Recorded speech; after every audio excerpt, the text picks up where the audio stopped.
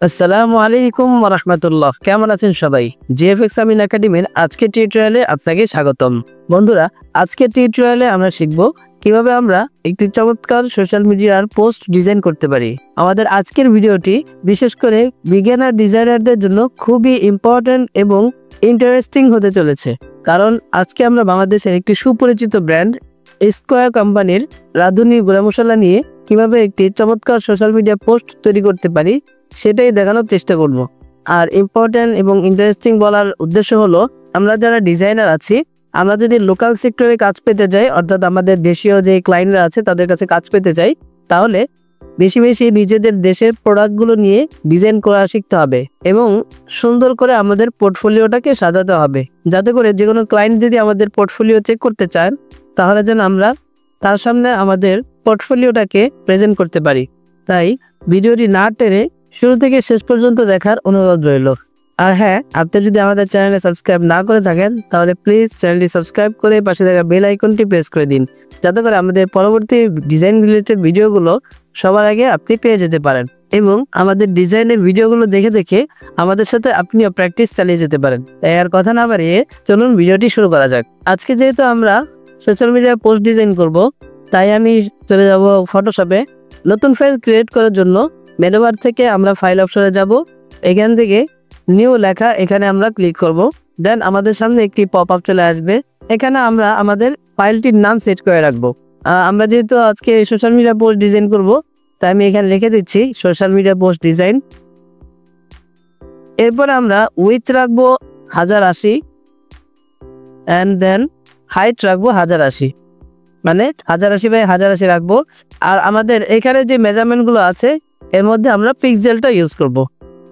ওকে, আর যা আছে ডিফল্টভাবে আমরা এটাই রেখে দিলাম অ্যান্ড দেন ক্রিয়েট অপশনে ক্লিক করব।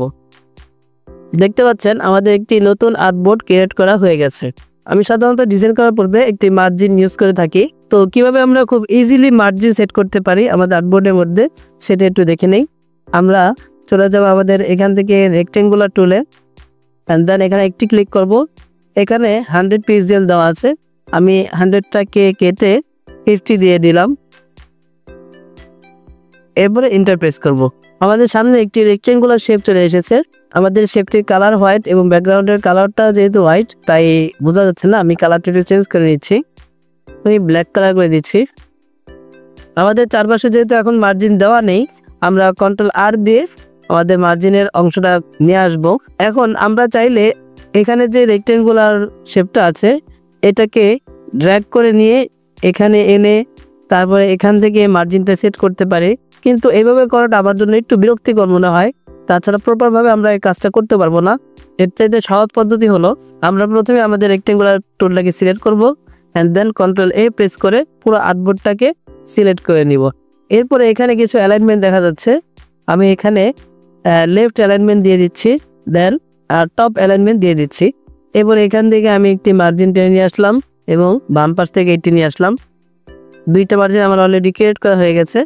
এরপর আমি এখান থেকে রাইট অ্যালাইনমেন্ট নিলাম, তারপরে বটম অ্যালাইনমেন্টটা নিয়ে নিলাম। এখান থেকে মার্জিনের এই দাগটা টেনে নিলাম, তারপরে এই পাশ থেকে একটি দাগ টেনে নিলাম। ওকে, আমার মার্জিন নেওয়া কিন্তু কমপ্লিট হয়ে গেছে এবং এটা প্রপারলি ভাবে আমি খুব সহজে কিন্তু মার্জিনটা সেট করতে পারলাম। এখন আমাদের এই রেক্টেঙ্গুলার শেপটাকে আর প্রয়োজন হবে না, আমি রেক্টেঙ্গুলার শেপটাকে ডিলিট করে দিচ্ছি। এখন প্রথমে আমাদেরকে একটি শেপ আনতে হবে।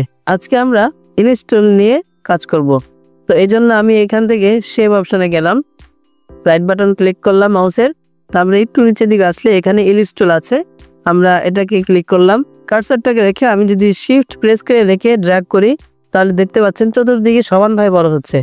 আমি কালারটা একটু চেঞ্জ করে নিচ্ছি, রেড কালারটা দিয়ে দিচ্ছি। আমার ডিজাইনটার জন্য শেপটাকে আরো বড় করতে হবে, আমি আরেকটু বড় করে নিচ্ছি। ওকে, একটি শেপ নেওয়ার কাজ শেষ। এবার আমি দ্বিতীয় আরেকটা শেপ ক্রিয়েট করব। এর জন্য Ctrl+Z যদি প্রেস করি তাহলে আমার এটার আরেকটা কপি তৈরি হয়ে গিয়েছে। আমি এখানে এসে জাস্ট যে কালারটা আছে কালারটা একটু চেঞ্জ করে নিচ্ছি। ওকে, আমি চাচ্ছি আমার ইয়েলো কালারটাকে নিচে রাখতে আর রেড কালারটাকে উপরে রাখতে। এটাকে ড্র্যাগ করে নিচে নিয়ে আসলাম।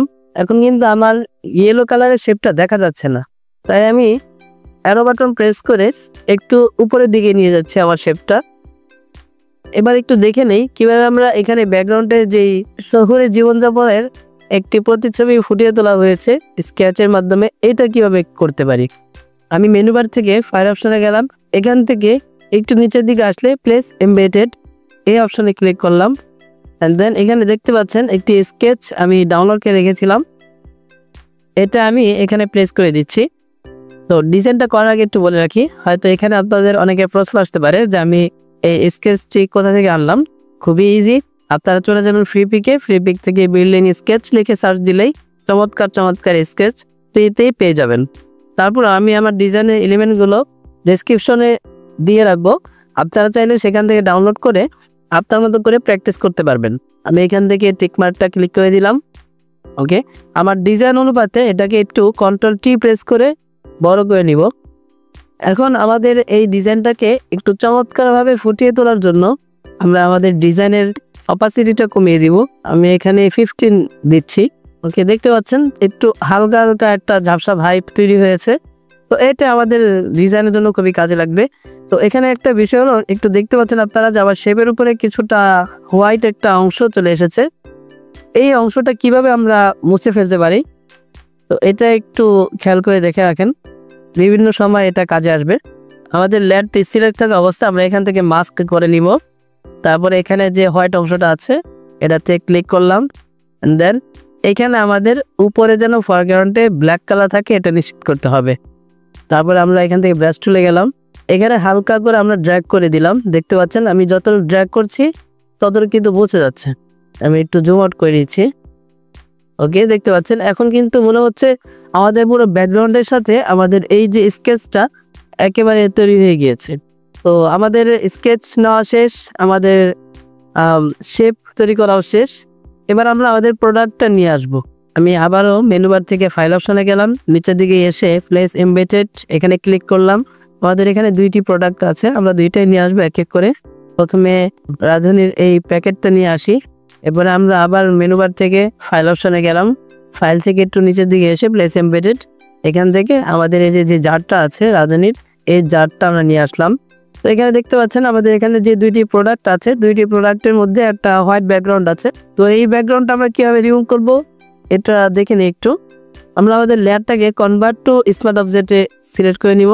এরপরে আমরা আমাদের ব্যাকগ্রাউন্ডটাকে রিমুভ করার জন্য এইখানে যে অপশনটা আছে অবজেক্ট সিলেকশন টুল, এটাতে সিলেক্ট করে নিলাম।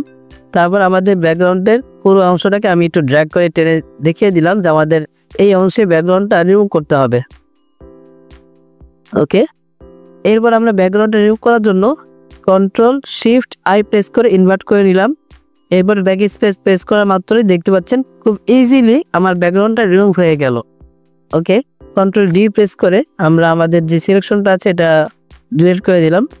এরপরে Ctrl+S প্রেস করার সাথে সাথে আমাদের দেখবেন ডিজাইনের মধ্যে এই ব্যাকগ্রাউন্ডটা চলে এসেছে।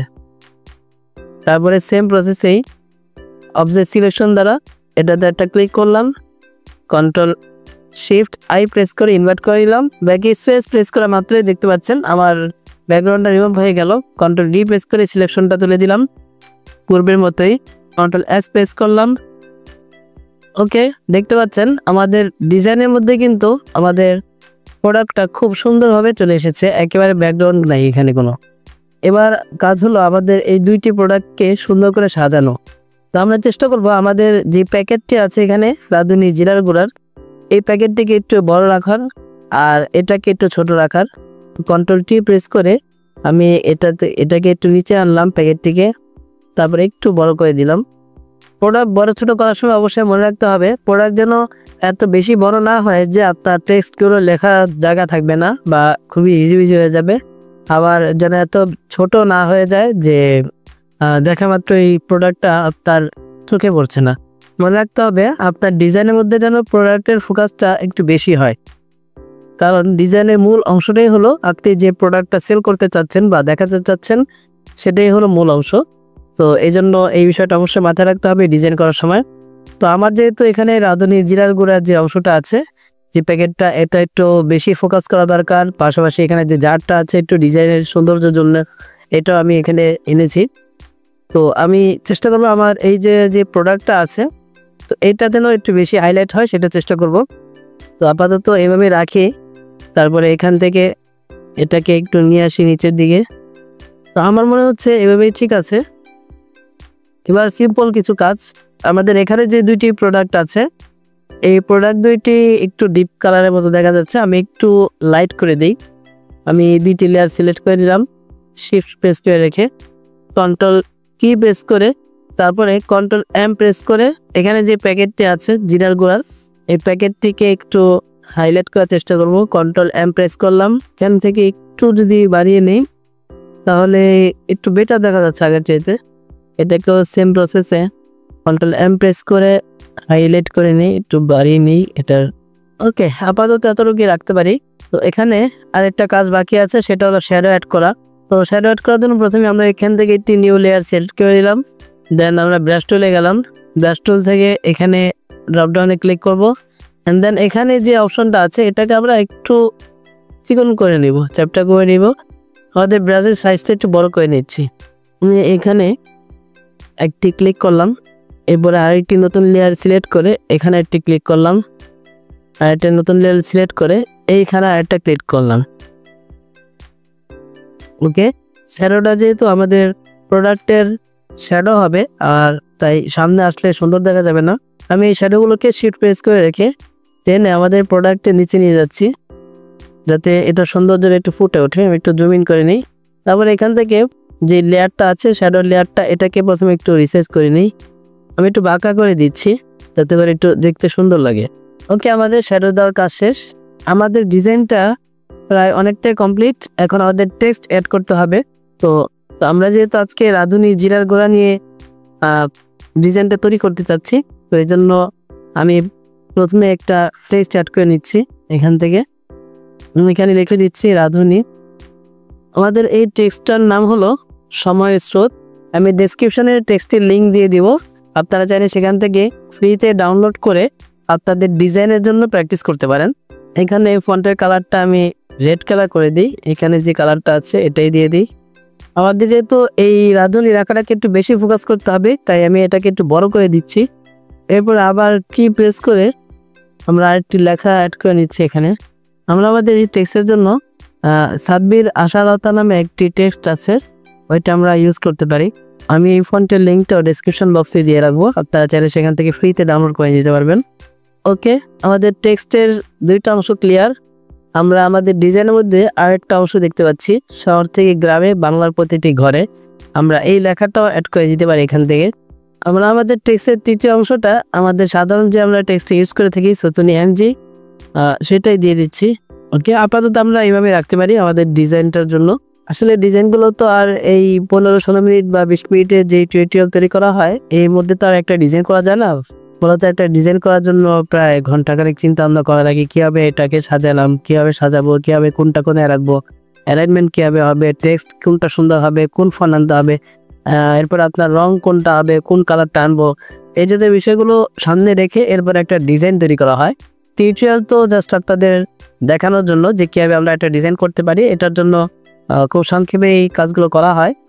তো আপনারা চাইলে নিজেরা প্র্যাকটিস করতে পারেন যাতে করে আপনাদের পোর্টফোলিওটাও ভারী হয়ে যায় আর চমৎকার ডিজাইন আপনারা যেন তৈরি করতে পারেন, ট্রাই করবেন সেটাই।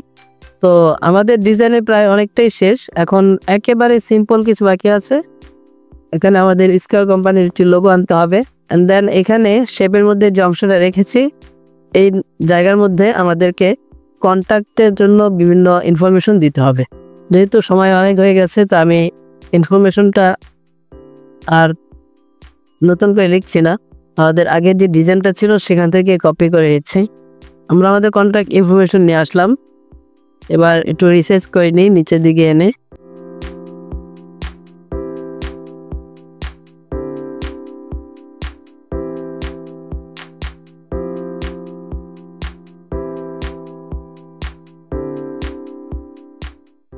এখানে যেহেতু একটু গ্যাপ দেখা যাচ্ছে, আমরা চাইলে এখানে গ্যাপ রাখতে পারি বা আমাদের রাঁধুনির একটি লোগো আছে আমরা চাইলে সেটাও এখানে নিয়ে আসতে পারি ড্র্যাগ করে।